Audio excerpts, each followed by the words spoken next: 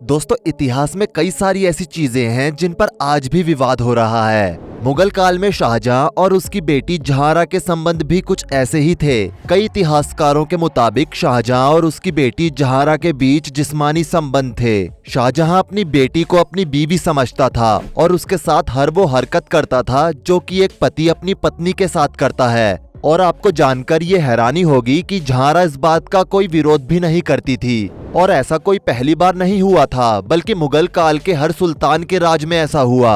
असल में दोस्तों, ये कहानी शुरू होती है मुमताज महल की सुंदरता से। सबको पता है कि मुमताज महल देखने में किसी चांद के टुकड़े से कम नहीं थी। ठीक उसी तरह मुमताज के बच्चों में उसकी बेटी जहांरा देखने में बिल्कुल मुमताज की तरह ही थी। मुमताज महल ने अपनी आखिरी संतान को जन्म देते हुए प्रसव की पीड़ा से प्राण त्याग दिए थे। उस समय जहांरा करीब 6 साल की थी। प्रसव की पीड़ा के दौरान जब मुमताज महल तेज तेज से चीख रही थी तो उस समय शाहजहां अपने महल के प्रांगण में बैठे पान खा रहे थे। तभी जहांरा अपने अब्बू यानी कि शाहजहां के पास पहुंची और कहा कि अम्मी जान दर्द से तड़प रही हैं और उनके चारों तरफ खून फैला हुआ है। लेकिन शाहजहां अपने पान के मजे में चूर थे। उन्हें कोई होश नहीं था। और होश हो भी कैसे, आखिर मुगलों के बाप दादाओं ने 8000 औरतों का हरम जो बना रखा था। आपको बता दें कि उसके कुछ समय बाद ही मुमताज महल की मौत की खबर आई। कुछ पल के लिए शाहजहां को तकलीफ हुई क्योंकि मुमताज देखने में बहुत खूबसूरत थी।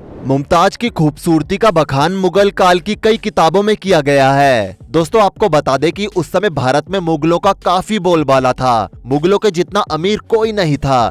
यही कारण था कि मुगलों ने अपने घर की बेटियों के रिश्ते करने से मना कर दिया था। वो अपनी बेटियों को बिना शादी के कुंवारी ही रखते थे। उसका सबसे बड़ा डिसएडवांटेज ये था कि अब इन मुगलों की लड़कियां भरी जवानी में घर पर ही बैठी रहती थी। ना तो उनकी शादी होती थी और ना ही ये कहीं आ जा सकती थी। एक तरह से इन्हें नजरबंद करके घर में ही रखा जाता था। ऐसा ही कुछ हुआ जहांरा के साथ। जहांरा भी धीरे धीरे बड़ी हो रही थी। जहांरा देखने में बिल्कुल मुमताज की हमशक्ल थी। ये सब देखकर शाहजहां धीरे धीरे उसकी तरफ आकर्षित होने लगे और फिर एक वक्त के बाद उनका दिल अपनी ही बेटी पर आ गया।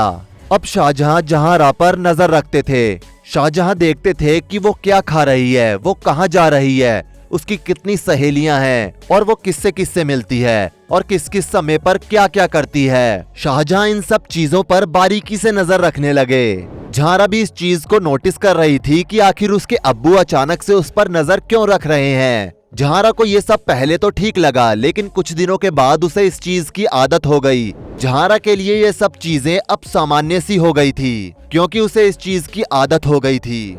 क्योंकि उसे लगता था कि उसके अब्बू ही तो उसे देखते हैं, लेकिन उसके अब्बू किस नीयत से उसे देखते हैं ये बात सिर्फ उसके अब्बू को ही पता थी। आपको बता दें कि धीरे धीरे करके अब शाहजहां ने जहांरा को अपने साथ अपने कमरे में ये कहकर सुलाना शुरू कर दिया कि उन्हें रात में नींद नहीं आती है। जहांरा अपने अब्बू की देखभाल करने के लिए उनके कक्ष में सोने लगी। लेकिन अब जहांरा की उम्र भी काफी हो गई थी। वो बड़ी हो चुकी थी। उसके तन बदन में भी जवानी की कलियां फूट रही थी। एक दिन जहांरा और उसके अब्बू ने रात के समय पिता और बेटी के बीच का सारा पर्दा खत्म कर दिया और शाहजहां ने रात में ही अपनी बेटी जहांरा को कली से फूल बना दिया। जहांरा उस रात बहुत रोई, लेकिन शाहजहां ये मौका अपने हाथ से जाने नहीं देना चाहते थे, क्योंकि उन्होंने इस दिन का इंतजार काफी दिनों से किया था। उस रात शाहजहां ने जहांरा को अपनी बेटी नहीं बल्कि अपनी बीवी समझा और बीवी समझ के उसका भोग किया। जहांरा को भी कुछ समय बाद इस चीज की आदत हो गई। अब वो रोज अपने पिता शाहजहां के साथ सोती और उनके साथ वो सब करती जो कि एक पत्नी अपने पति के साथ करती है। अब क्योंकि शाहजहां अपनी बेटी जहांरा की शादी ही नहीं करवाते थे, इसलिए उनकी बेटी को जिस चीज की जरूरत थी वो उसे शाहजहां से मिल रही थी। अब जहांरा रोज शाम होते ही अपने अब्बू के कक्ष में चली जाती थी। कुछ दिनों तक ये सब चलता रहा।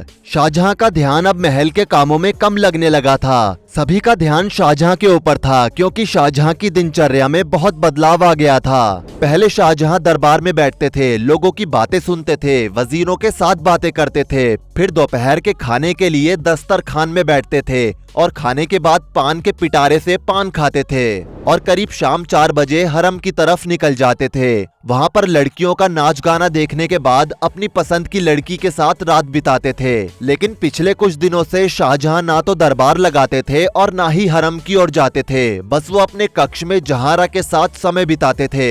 ये बात पहले वजीरों के पास गई। उन्हें लगा कि शायद कुछ ऐसी बात है जो बाप और बेटी के बीच रहनी चाहिए, इसलिए किसी ने भी ये जानने की कोशिश नहीं की कि आखिर कमरे में क्या बातें हो रही है। लेकिन जब ऐसा ही चलता रहा तो 1 महीने के बाद शाहजहां के सबसे खास वजीर गुलफाम ने शाहजहां के कमरे की तरफ कदम बढ़ाया। उस समय आधी रात हो रही थी।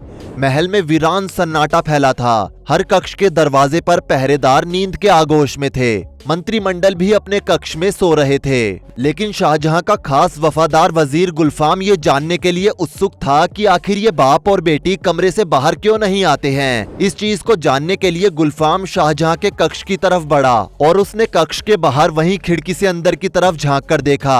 उसे कुछ नहीं दिखा। अब गुलफाम चौकन्ना होकर कक्ष के अंदर खिड़की की मदद से आया और दबे पांव इधर उधर देखने लगा। तभी उसकी नजर कमरे के एक कोने में लगे शीशे पर गई। गुलफाम ने जो देखा वो देखकर उसकी आंखें फटी की फटी रह गई। गुलफाम का मुंह एकदम खुला रह गया। उसे ऐसा लग रहा था कि वो जो देख रहा है वो झूठ है, लेकिन सच तो ये था कि उसने जो भी देखा वो सब सच था। गुलफाम की नजर शीशे की तरफ बढ़ी तो शाहजहां अपनी बेटी के बदन को सहला रहा था और उस समय दोनों के शरीर पर कोई भी कपड़ा नहीं था। जहारा अपने अब्बू की हरकतों का मजा ले रही थी। गुलफाम वहां ज्यादा देर नहीं रुका और नजरें नीची कर चुपचाप खिड़की से वापस आ गया। दूसरे दिन गुलफाम ने ये बात अपने खास साथी फहीम को बताई और ऐसा करते करते ये बात पूरे राज्य में फैल गई। लेकिन शाहजहां और जहारा को इस बात के बारे में कुछ मालूम नहीं था, क्योंकि उनके बारे में इस तरह की कोई बात उनके सामने नहीं करता था। धीरे धीरे करके ये बात शहर के बड़े काजियों तक पहुंच गई और उन्होंने इस बारे में शाहजहां से बात करना जरूरी समझा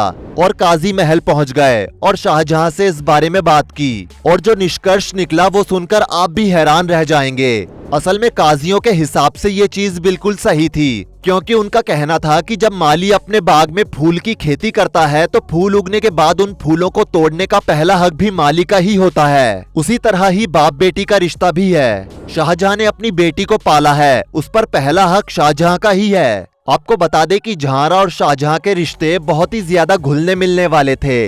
दोनों एक दूसरे में इतना ज्यादा खो चुके थे कि उन्हें समाज और रिश्तेदारी कुछ नहीं दिखता था। जहारा और शाहजहां को कई बार लोगों ने नदी किनारे और बाग में संदिग्ध हालत में भी देखा, लेकिन कहते हैं कि जब आग दोनों तरफ बराबर लगी हो तो कुछ दिखाई नहीं देता। आलम ये हो गया था कि शाहजहां ने अपनी बेटी का निकाह कराने से भी बिल्कुल मना कर दिया था।